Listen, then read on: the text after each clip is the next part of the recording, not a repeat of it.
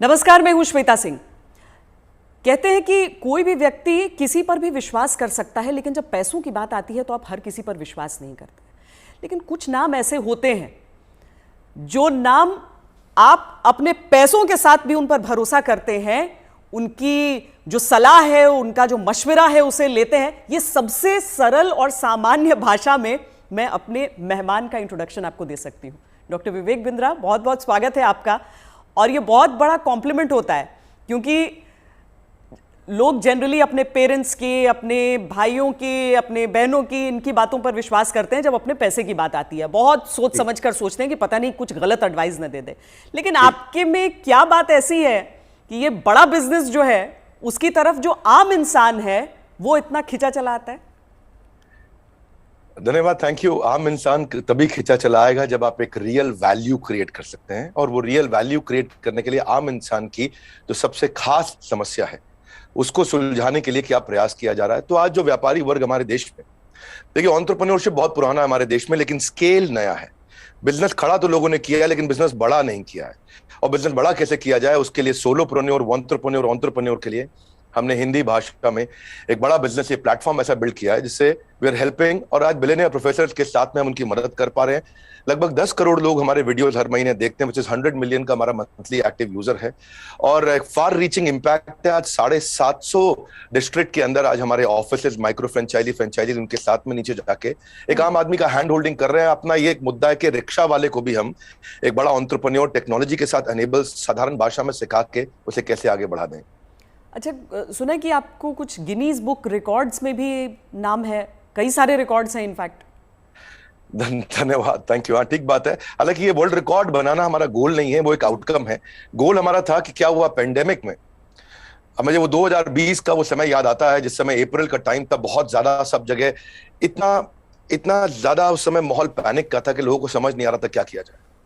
तब हमने पहला एक वेबिनार किया। एक वेबिनार में अमूमन 100, 200, 500, 1000 लोग आते हैं। हमारे वेबिनार में 10 लाख, 15 लाख, 20 लाख लोग आए तो गिनीज वर्ल्ड रिकॉर्ड में आ गया। तो हमने स्ट्रैटेजी का, सेल्स का, ऑपरेशंस का, रिटेल का, स्टार्टअप का, हमने हर सब्जेक्ट पे, लीडरशिप पे, इन सब पे हमने वेबिनार्स किए, मार्केटिंग पे, और हर बार जो वेबिनार था वर्ल्ड रिकॉर्ड में आता चला गया। आज लगभग Guinness book of world record हमारे 9 हैं, और golden book of world record मिला के हमारे 10 वर्ल्ड रिकॉर्ड बन चुके हैं। ये जो शो आप कर रहे हैं, जो जीता वही Sikandar, horses table, good news today पर, इस शो का कॉन्सेप्ट क्या है, क्या है इस शो में? देखिए, वैसे तो होना चाहिए जो जीता वही चंद्रगुप्त मौर्य। हाँ। क्योंकि चंद्रगुप्त जीते थे, सिकंदर नहीं जीते, पर क्योंकि ये कहावत बहुत ज्यादा मशहूर है तो ये नाम भी रखा गया और बड़ा अच्छा चला। ये on the spot funding reality show है। इसमें 8 इन्वेस्टर आते हैं, हर एक इन्वेस्टर अपने साथ 5 करोड़ रुपए रेडी रखता है। 24 स्टार्टअप सामने आते हैं। स्टार्टअप आता है, रियलिटी शो है, पैसा इन्वॉल्व है। इसमें Sunil Shetty production, India TV, अपना इंडिया टुडे ग्रुप जो है हमारा, और सारे, मेरा जो रोल है इसमें मेंटर, कोच, एडवाइजर और स्टार्टअप गुरु का है। तो हम लोग मैक्रो इंडस्ट्री का एनालिसिस भी देते हैं और साथ में माइक्रो बिजनेस का एनालिसिस देते हैं। स्टार्टअप आता है, इधर सबके सब इन्वेस्टर बैठे रहते हैं, आमने सामने चर्चा होती है, वहीं सब ओके हो जाता है, वहीं पैसा और उनके बदले में उनकी इक्विटी ली जाती है। तो बड़ा अच्छा शो है। पैसा लेने के लिए देखिए कई तरीके हैं। सेल्फ फंड आदमी कर सकता है, दोस्त से ले सकता है, परिवार से ले सकता है, लेकिन जो एंजल इन्वेस्टमेंट है, वो एंजल इन्वेस्टमेंट वो आपसे छोटी सी एक ओनरशिप, हिस्सेदारी कंपनी में ले लेता है। जो एंजल आता है वो एंजल की तरह काम करता है। बहुत सारे एंजल इन्वेस्टमेंट के लिए बड़े अच्छे सारे प्लेटफॉर्म्स हैं। Startup grind, Indian angel network, venture catalyst, Chennai angel, lead angel, Sequoia, Nexus, Kalaari, Mumbai angel, बहुत हैं। लेकिन तब भी बावजूद उसके केवल 2% लोगों को पैसा मिल पा रहा है। 98% लोग फेल हो जाते थे। तो उसी के लिए हम लोगों ने मिलकर ये शुरू किया हॉर्सेस टेबल, जहां पे हम और लोगों को पैसा दे सके, उनकी मदद कर सके। अगर उनके आइडिया में दम है तो उनकी ग्रोथ में हिस्सेदारी देने के लिए हमारे इन्वेस्टर साथ में आते हैं, और मैं उसको वहां पे आके मॉडरेट करता हूं, मैं अपनी एडवाइस देता हूं, जिसके बेसिस पे आगे हम लोग उसको आगे बढ़ा पाते हैं। मतलब इसमें कोई भी आ सकता है, कोई भी जो जिसके पास कोई आइडिया हो कि किस तरीके से आगे कोई बिजनेस हो सकता है। ज़रूरी नहीं है कि कोई बड़े बड़े ग्रुप्स हों, बिजनेस हाउसेज हों।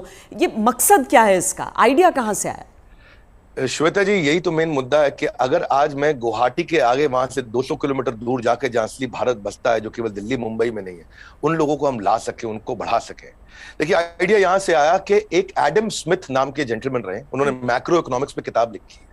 200 साल पुरानी किताब है, उसको पढ़ने के बाद कुछ नहीं चाहिए। वो कहते 4 चीजें होनी चाहिए एक जिस देश की पॉपुलेशन बढ़ रही है वहां बिजनेस अच्छा होगा, जहां टेंडेंसी टू कंज्यूम है, हमारे देश में स्वतंत्रता बहुत है, कुछ भी कंज्यूम कर सकते हैं, हमारा देश चाइना की तरह नहीं है। तीसरा, जहां एंटरप्रेन्योर बहुत है, और चौथा जहां इनोवेशन है। चारों लिहाज से 4 में से 3.5 नंबर इंडिया को दिए जाते हैं। इंडिया में एंटरप्रेन्योरशिप बहुत तेजी से बढ़ रहा है। तो हमारे को, आपने पूछा आइडिया कहां से आया, आइडिया यहां से आया कि गड्ढा ढूंढने का एक ट्रेनिंग दिया जा रहा है, इसके द्वारा लोगों को इंस्पायर किया जा रहा है कि कैसे एक स्टार्टअप आए, क्या वो कस्टमर का टाइम बचा रहा है तो उसको पैसा मिल सकता है, हाँ भाई बड़ा अच्छा कर रहे हो आप, क्या वो कस्टमर का एफर्ट बचा रहा है, क्या वो कस्टमर का कोई कंफ्यूजन घटा रहा है, क्या वो कस्टमर के लिए सामान सस्ता लेके आ रहा है, क्या वो कस्टमर की प्रायोरिटी पे उसको फोकस करा रहा है, क्या वो कस्टमर को बढ़िया स्किल सर्विस, क्या वो कस्टमर को कोई वेंडर आइडेंटिफाई करके दे रहा है, क्या कस्टमर के लिए कोई कन्वीनियंस क्रिएट कर रहा है। तो basically urban company, OYO, Swiggy, Ola, Zomato, Flipkart, just dial, zoom, ये सब इंडियन स्टार्टअप्स हैं जो कस्टमर की कोई ना कोई समस्या को सुलझा रहे हैं। और जैसे वो समस्या सुलझाते हैं, और इसी के लिए हम इंस्पायर करना चाहते हैं कि स्टार्टअप ऐसा ही है जो कस्टमर की बर्निंग प्रॉब्लम को, ज्वलंत समस्या को सुलझा सके। पर इसके आगे क्या होगा? मतलब अगर कोई इंसान है, जैसे मान लीजिए मेरे पास ही कोई आइडिया है, तो मुझे तो बिजनेस चलाने के बारे में मालूम नहीं है, फंडिंग अगर मान लीजिए मुझे मिल भी जाती है यहाँ पर, तो आगे क्या बिजनेस चलाने में मदद भी मिलेगी? बहुत अच्छा प्रश्न है आपका। देखो, जब इन्वेस्टर आता है ना, तो वो स्मार्ट कैपिटल लेके आता है, केवल पैसा नहीं लाता है, वो एक हैंड होल्डिंग सपोर्ट लेके आता है। बड़ा बिजनेस साथ में, हमारी कंपनी भी आ रही है तो हम उनको लाइफ टाइम मेंबरशिप देते हैं, ट्रेनिंग देते हैं। देखिए, जब इन्वेस्टर आता है तो वो स्टार्टअप को मेंटरशिप देता है, एडवाइस देता है, रिसोर्सेज देता है। तो इसीलिए ये जो हॉर्सेस टेबल है, जो हमारे आज यूट्यूब चैनल पे आ रहा है, जीएनटी पे आ रहा है, गुड न्यूज टुडे, और अच्छा नेटवर्क आपने चालू किया है, तो ये हम यहाँ पे इन्वेस्टर एक स्टार्टअप को आगे जाके और फंड रेज करने में मदद करता है कि सीरीज ऑफ इन्वेस्टमेंट पिचेस डाल सके। हर स्टेज पे उसके साथ इन्वॉल्व होता है। एक आइडिया स्टेज से रेवेन्यू जनरेटिंग स्टेज तक इन्वेस्टर साथ में जुड़ता है। कई बार तो इन्वेस्टर अपना फ्री ऑफिस स्पेस भी देता है। अगर आपकी कंपनी छोटी है, आप हमारे ऑफिस जाकर शुरू कर सकते हो। उनको डिजिटल मार्केटिंग सपोर्ट देता है, टेक्नोलॉजी बनाने में, मैन पावर लाने में। तो ऐसा नहीं, इतना ही नहीं है, बल्कि मैं आपसे ये भी बताऊंगा कि फंड का इस्तेमाल कैसे हो रहा है, इस पर भी स्टार्टअप आकर के स्टार्टअप के ऊपर इन्वेस्टर नजर रखता है। इन्वेस्टर देखता है कि ड्यू डिलिजेंस करता है, उनको स्मार्ट कैपिटल देता है, उनके नेटवर्क को बढ़ाता है, उनको फ्यूचर इन्वेस्टर अट्रैक्ट करने में पूरी मदद करता है, उसको ब्रांड बिल्डिंग करता है, उसका माउथ पीस बन जाता है। वो केवल पैसा नहीं इन्वेस्ट करता है, वो उसको पूरी गाइडेंस देता है आगे, उसको बिल्कुल हॉक आई के साथ में जुड़ा रहता है, उनकी रिपोर्ट्स लेता है हर हफ्ते, हर महीने। ऐसा नहीं कि जैसे लिस्टेड कंपनी तो क्वार्टरली रिपोर्टिंग करते हैं, इनसे तो हर महीने रिपोर्ट किया। तो स्टार्टअप पे कड़ी नजर भी रहती है कि वो पैसा कैसे इस्तेमाल कर रहा है, और उसको हैंड होल्डिंग करके सपोर्ट करके ग्रोथ के लिए भी मदद की जाती है। इसीलिए इसी लिहाज से हॉर्सेस टेबल एक रेवोल्यूशनरी कॉन्सेप्ट है जो आज जीएनटी के साथ बड़ा बिजनेस मिलकर के लेके आया है। ये बड़ी अच्छी चीज़ है, क्योंकि थोड़ा तो मार्गदर्शन भी चाहिए सबको, लेकिन नज़र भी रखनी ज़रूरी है। लेकिन एक थ्योरी ये भी है डॉक्टर विवेक बिंद्रा कि स्टार्टअप्स का बबल एक क्रिएट हुआ था, और वो जो बुलबुला है वो अब धीरे धीरे फूट रहा है। आपकी क्या सोच है इस पर? नहीं, मैं ऐसा बिल्कुल नहीं मानता। ये कोई बुलबुला नहीं, ये रियल सब्सटेंस है। अगर ये बबल है तो हमें मानना होगा कि 700 मिलियन इंटरनेट यूजर भी इंडिया में बबल है। इंटरनेट यूज करना बंद कर देंगे क्या लोग? आज UPI card payments, net banking, transaction, ये सब बंद हो जाएगा। अक्टूबर में ही साल $100 बिलियन की ट्रांजैक्शन यूपीआई पे इंडिया में हुई है। ये स्टार्टअप का नतीजा है। रेवोल्यूशनाइज किया है डिजिटल ट्रांजैक्शंस को, ये स्टार्टअप का नतीजा है। बहुत सक्सेसफुल स्टार्टअप्स आ रहे हैं। 42 नए यूनिकॉर्न 1 साल में आए हैं। आप समझिए, जितने यूनिकॉर्न 10 साल में बने, यूनिकॉर्न का मतलब 7,500 करोड़ की कंपनी, जितने स्टार्टअप 10 साल में बने, उतने ही स्टार्टअप पिछले 1 साल में भी बन गए। तो ये बबल नहीं है। इंडिया इस समय टॉप 3 यूनिकॉर्न प्रोड्यूसर में जो स्टार्टअप के है उसका नाम आ चुका है। यानी कि हर 9 दिन के अंदर हमारे देश में एक नया $1 बिलियन स्टार्टअप पैदा हो रहा है।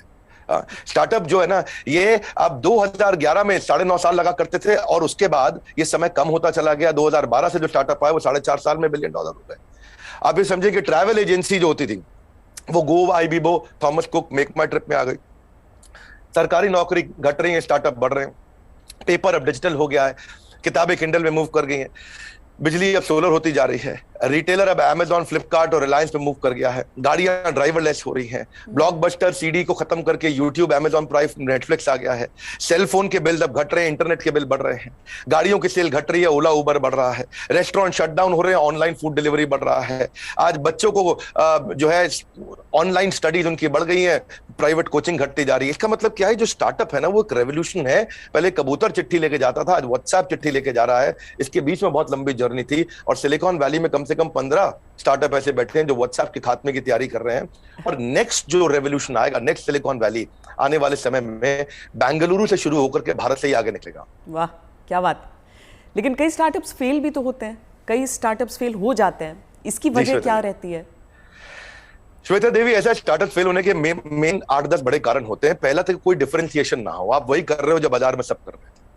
दूसरा, फोकस की कमी हो, सारी चीजें करने में लगे हैं, फोकस नहीं है। तीसरा, उनकी एग्जीक्यूशन की स्पीड कमी है। चौथा, अगर बिजनेस अच्छा ले भी आए तो रेकरिंग रेवेन्यू नहीं है, वो कस्टमर के साथ माल दो पैसा लो रिश्ता खत्म। रेकरिंग रेवेन्यू यानी कि बार बार उसके साथ ट्रांजैक्शन होना चाहिए। पांचवा, कि वो अपनी टीम अच्छी नहीं बना पाते, दे हायर पुअरली, और एक कमजोर टीम लेके आते, एक कैटेगरी टीम नहीं बिल्ड करते।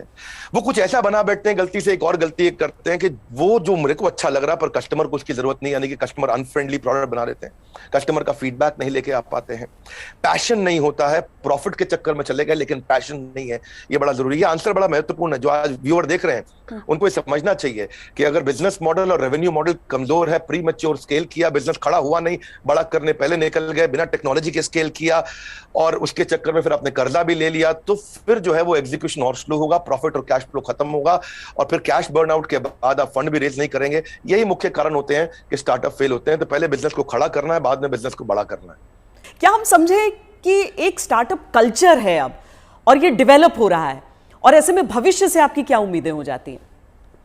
देखिए, स्टार्टअप का कल्चर अब डेवलप हो रहा है इंडिया में। पिछले काफी समय से हम ऑब्जर्व कर रहे थे, नंबर 1 पे सिलिकॉन वैली, न्यूयॉर्क सिटी, उसके बाद London, Chicago, Los Angeles, Seattle, Boston, Berlin, Tel Aviv Israel में जो है, और सिंगापुर। यही केवल 10 शहर थे दुनिया के अंदर जहां स्टार्टअप्स बिल्ड हुआ करते थे। अब अचानक बेंगलुरु बहुत तेज आगे आया। हम जो पीछे थे अब हम आगे बढ़ रहे हैं। परंतु क्यों हम पीछे रह गए थे और भविष्य में कैसे आगे बढ़ेंगे उसको समझते हैं। हम पीछे इसलिए रह गए क्योंकि हमारा इंडियन एजुकेशन सिस्टम बहुत कमजोर था। इंसान को रोटी कपड़ा मकान के अलावा सबसे ज्यादा जरूरी है शिक्षा, और यहाँ पे ग्रेजुएट इतने प्रोड्यूस हो रहे हैं जितने कंज्यूम नहीं हो रहे थे। Real time corporate campus experience नहीं है, पढ़ाई पुरानी है, स्टैग्नेंट सिलेबस है, कन्वेंशनल थियोरेटिकल क्लासरूम अप्रोच थी। इस चक्कर में अंडर एम्प्लॉयमेंट जो है वो अनएम्प्लॉयमेंट से ज्यादा बड़ी समस्या है। आज राजनेता लोग सबके सब हमारे यहाँ पॉलिटिक्स में अनएम्प्लॉयमेंट की बात करते हैं, लेकिन अंडर एम्प्लॉयमेंट कितनी बड़ी बात है कि अब ग्रेजुएट पोस्ट ग्रेजुएट को 14,000 रुपए की तनख्वाह मिलती है, पीएचडी होल्डर को आज अगर 20,000 की तनख्वाह मिल रही है तो कितना बुरा हाल है। लो इंडस्ट्री डिमांड है, इनकॉम्पिटेंट फैकल्टी है, जो कॉलेज में पढ़ा रहा है उसको पढ़ाना नहीं आ रहा, कॉलेज में प्रोफेसर वो बन रहा है जिसको कोई नौकरी नहीं मिल रही है। तो स्टूडेंट की एस्पिरेशन बहुत थी, प्रिपरेशन यहाँ थी, प्रिपरेशन है नहीं, एस्पिरेशन बहुत ज्यादा है। उस चक्कर में हमने हार्वर्ड के प्रिंसिपल्स को इंडिया में अडॉप्ट किया कि 80% case study, 10% project, 5% lecture, 5% learning. ये है 100% का पूरा मॉडल। और आप जो है ये जो आपका बेसिकली प्रश्न है कि कल्चर डेवलप हो रहा है, हाँ अब ये कल्चर डेवलप हो रहा है। ओरिजिनल क्वेश्चन आपका यही है कि कल्चर ऑफ इनोवेशन आ रहा है, और इससे ना इकोनॉमिक एक्टिविटीज, मनी सर्कुलेशन अपने आप इंप्रूव होता है, और इससे देश में फर्क आ रहा है। मेरा कंक्लूजन यही है कि लोगों के पास आइडियाज हैं, कैपेबिलिटी है। हमने जो ये शुरू किया है हॉर्सेस टेबल, जो जीता वही सिकंदर, ये एक ऐसा रेवोल्यूशनरी कॉन्सेप्ट है जिससे एक आम आदमी को भी ना मन में ये फीलिंग आ गया है, यार आइडिया देने पे पैसा मिल सकता है तो मुझे भी कुछ करना चाहिए। केवल आइडिया देने पे पैसा मिल रहा है, भैया तो कमाल हो गया है, मैं भी आता हूं, मैं भी आगे बढ़ता हूं। बड़ा उत्साह इस समय बढ़ रहा है देश का। हमारे यूट्यूब चैनल पे हमको बहुत फीडबैक्स मिल रहे हैं, जीएनटी पे मैंने देखा बहुत से फीडबैक्स मिल रहे हैं, लोग बहुत पसंद कर रहे हैं, शेयर रेट बढ़ गया, वीडियो कंजम्पशन रेट बढ़ गया है।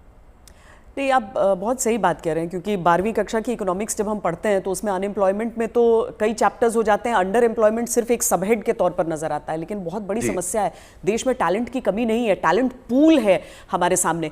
लेकिन कोई ऐसा रोड मैप आपको नजर आता है कि जो प्रतिभा है युवाओं की उसके हिसाब से उन्हें मौके मिल सके?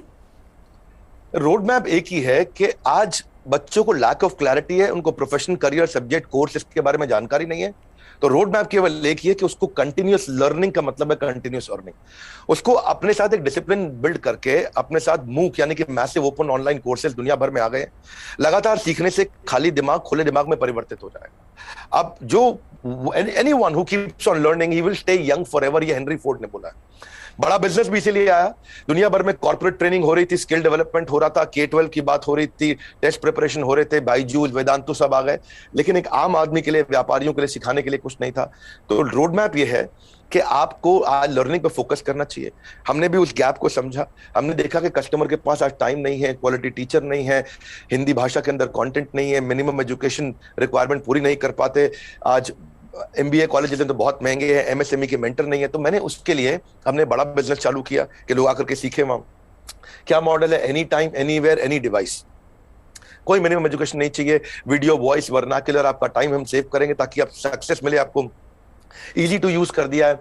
सारे business planning tool, framework, agreement, उनको डॉक्यूमेंट, स्ट्रैटेजी शीट, हर एक चीज बना के हैंड होल्डिंग के साथ, कोई भी सब्जेक्ट में फंसे वो, strategy, sales, HR, finance, customer service, funding, operations, technology, marketing, admin, legal, production, इस सब में उसको मदद करते हैं ताकि वो आकर के सीखे।